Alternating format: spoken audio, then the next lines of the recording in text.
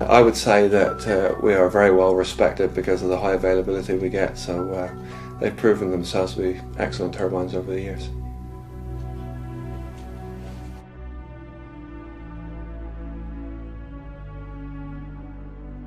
WEG's biggest first problem we'd ever encountered was building these machines of the MS3 design and at Chemise, Llangwirion and Cole Northcote.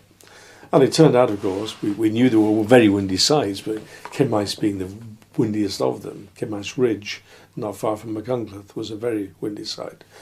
And the machines had been placed very close to that ridge, maybe foolishly. And on a storm in 1993, I think it was, a very severe windstorm which hit the whole of the UK, we recorded winds before the animals broke at 70 metres per second, about 160 odd miles an hour. Some of the machines were sited at the top of a 45-degree slope, so the wind was travelling up onto the machines, and it's very hard for a machine to survive in those conditions, especially in a storm like that. Some of them broke and drove, the blades flew up to 1 kilometre away from the machines, so they were very strong winds. So strong they moved even some of the 2-ton transformers off their pads. Barns were picked up and blown over hedges, so these were pretty savage storms that they faced. Yes, finding the damage on Chemise was a dreadful morning.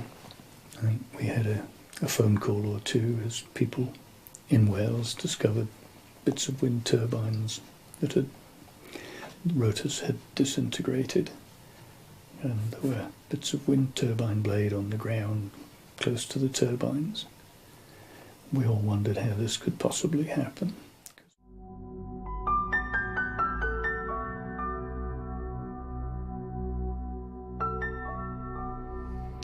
Well, it's never nice to see the turbines that you've built,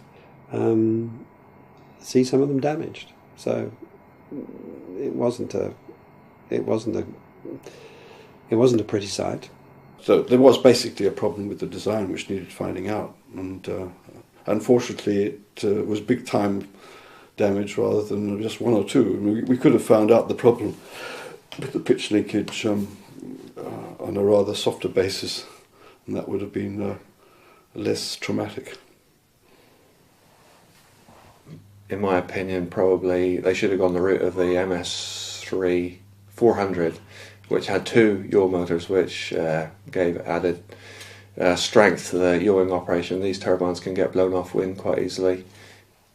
Almost to the hour, in fact it was to the day, 365 days later, a similar storm hit Chemise Ridge after we had rebuilt the turbines and re-equipped them with modified design, and they weathered that with no problems, which indicated that as other manufacturers, Wind Energy Group overcame such difficulty as arose through initial design problems.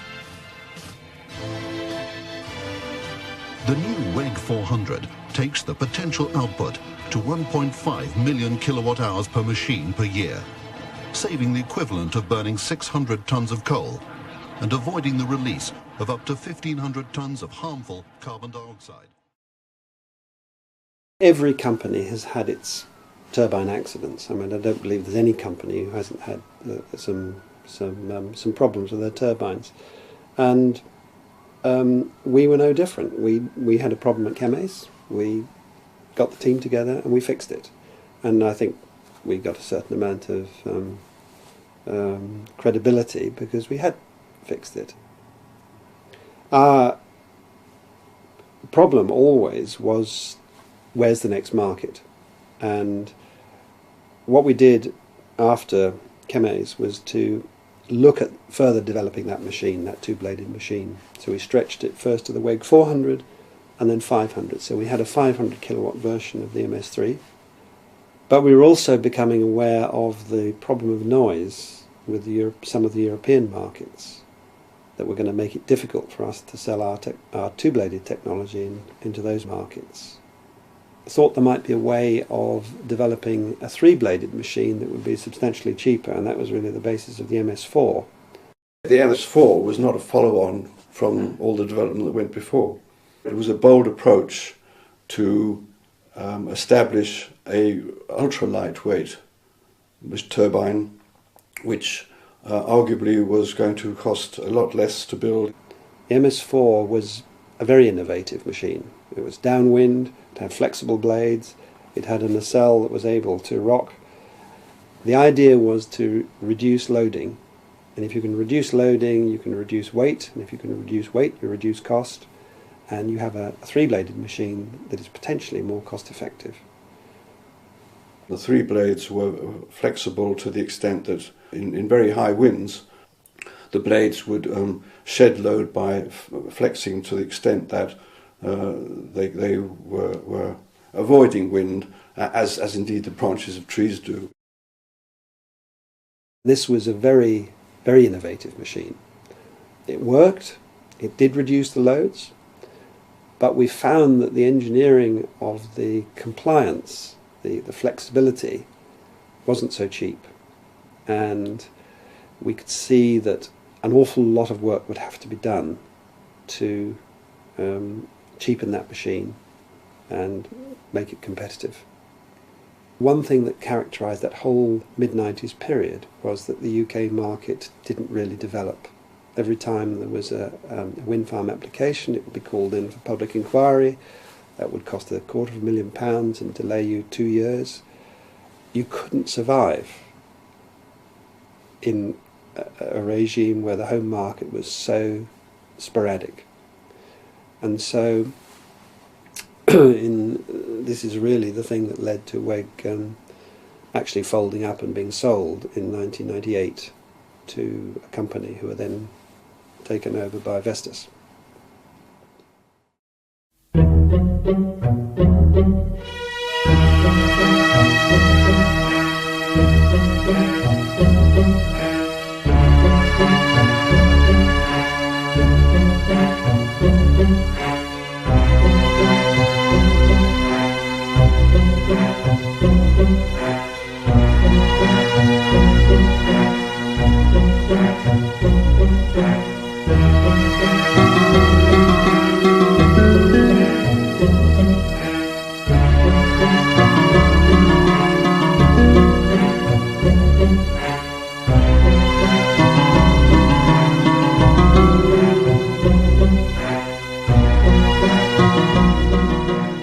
The fact that we are not manufacturing turbines other than to someone else's design in the United Kingdom is a sad indictment of lack of foresight. The rug was pulled out from underneath the UK potential, so to speak, and that's where we stand today without a manufacturer. So in the 90s, at the point at which we had the MS2s and then moved into the MS3s, we had a product that really was leading the world, and with the right backing and the right marketplace, could have done very well indeed. If we look back to see what sort of support the Germans were getting in Germany, the Danes were getting in Denmark, they had a protected domestic market, which we never had. This was in the height of Mrs. Thatcher's worship of the market. And the deal was, well, this is a market, go buy the cheapest turbines. If the Brits can't do it, we'll buy these Danish ones or German ones. And that's exactly what happened. If one asks the question, why isn't WEG there now? Why didn't it make it? Which was what we would have all liked. Would have liked to see WEG as being one of the major wind turbine manufacturers in the world. I think the single biggest lesson is the difficulty of being in a market where you're developing a new technology at the same time as trying to develop a market which didn't exist. You had no home market at all for wind turbines. There was an accident on Chemis in Wales, just at the very crucial moment of bidding. So people were just about to put in their bids to the NFFO, which was a competitive process, and I guess understandably lost heart. At that moment, they say, "Well, do we really want to do this with this turbine, which seems to be having problems?" I mean, all turbines have problems, and I think the timing of this particular problem was just very, very unfortunate. So it was a most unfortunate coalescence of those two things, or coincidence of those two things. One, the accident, and secondly, the dogma of the market. And I think if either of those two things had been missing, maybe we would have gone on much more successfully. Then there was the two-bladedness, I think, which was a problem.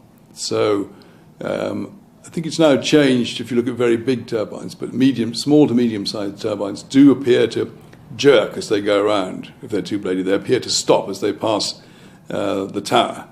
And so quite a lot of people found that very disturbing. I think the biggest single mistake we made with hindsight was persuading ourselves that we had to do something rather different from the Danes, and we embarked upon this two-bladed teetered hub, fairly exotic machine at that stage of technology. If they'd been three-bladed, if they kept on actually with the MS2, maybe that would have been more successful.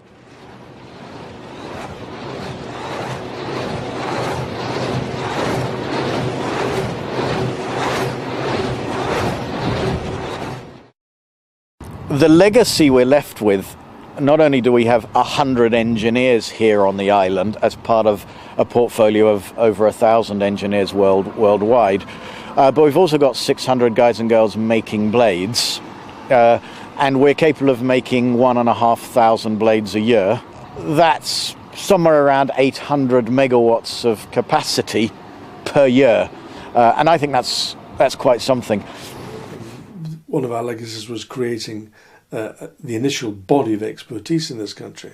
It didn't exist before we started, and many of those that we trained at the time, as I've already said, Garrett and Sand amongst them, and John Armstrong and others, are still there, sometimes running businesses and training more people. So they created a larger and larger core of expertise.